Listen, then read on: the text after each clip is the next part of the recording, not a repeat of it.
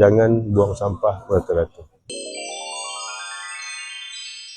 Minggu ketiga masih lagi mencatatkan jumlah tangkapan NPK. Jadi menunjukkan ada juga individu masih lagi tidak cakna.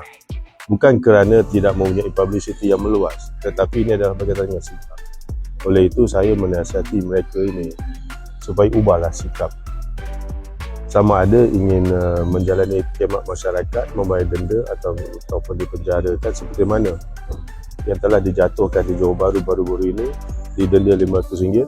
Jika tidak dapat membayar RM500 ini akan dipenjarakan selama 15 hari.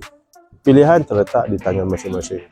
Dan hari ini juga, termasuk semalam, SLUKOP telah pun mengadakan operasi di semua RNR dan tangkapan-tangkapan pengeluaran NPK telah pun dilakukan oleh anggota-anggota SLUKOP.